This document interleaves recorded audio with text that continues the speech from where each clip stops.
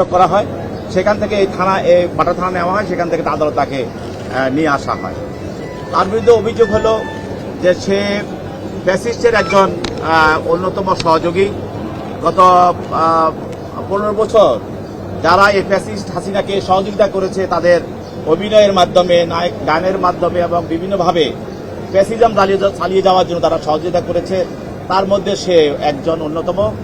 এবং এও জানেন যে বৈষম্যবিরোধী ছাত্র আন্দোলনের সময় যেসব নায়ক নায়িকা এবং নর্তকী এবং যারা বিভিন্ন ধরনের পেশার সঙ্গে জড়িত, যারা এটার সঙ্গে যারা ছিল, তারা যারা হাসিনার পক্ষে কাজ করেছে, তাদের মধ্যেও ছিল, তাদের সঙ্গেও তার সম্পর্ক, এবং সেই ছিল ফারিয়া।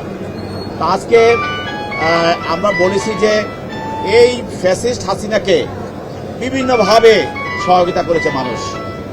কেউ তার বক্তব্য দ্বারা সহায়তা করেছে, কেউ তার গান দ্বারা সহায়তা করেছে, কেউ তার অভিনয় দ্বারা সহযোগিতা করেছে, কেউ তার ফুটবল খেলা দিয়ে সহযোগিতা করেছে, কেউ তার ক্রিকেট খেলা দিয়েও সহযোগিতা করেছে। এবং বিভিন্ন পেশায় যারা আছে তারা অনেকে বিভিন্নভাবে এই ফ্যাসিজম রক্ষা করার জন্য কাজ করেছে, যার ফলে বাংলাদেশের গুম, হত্যা এবং মানুষকে পুড়িয়ে মারা এবং মানুষকে তাদেরকে ক্রস ফায়ার করা, এই ধরনের আয়নাঘর সৃষ্টি করার জন্য হাসিনাকে তারা বিভিন্নভাবে সহায়তা করেছে।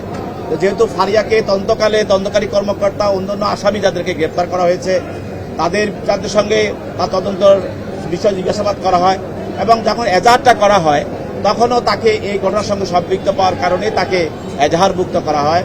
এবং পরবর্তীতে আমরা জানেন যে এজাহার করার পরেও আমাদের তদন্তকারী কর্মকর্তা তদন্ত করাকালীন সময় তাদের এই ঘটনার সঙ্গে তাদের বিভিন্ন ধরনের মোবাইল ডিভাইস এবং তাদের কথোপকথন এবং তাদের বিভিন্ন ফটো এবং তাদের স্ক্রিনশট বা ফেসবুক বিভিন্ন ধরনের কনভারসেশন তাদেরকে আমরা পাই, এই ফ্যাসিস্ট হাসিনার সঙ্গে যারা জড়িত ছিল এবং বৈষম্যবিরোধী ছাত্র আন্দোলনে হত্যার বিরুদ্ধে এবং হত্যার সঙ্গে যারা কাজ করেছে এবং হাসিনাকে যারা সহযোগিতা করেছে, বৈষম্যবিরোধী আন্দোলনের বিরুদ্ধে যারা কাজ করেছে, তাদের মধ্যে তাকে সম্পৃক্ত পাওয়া যায়, যার কারণে তাকে আমরা গ্রেপ্তার করি।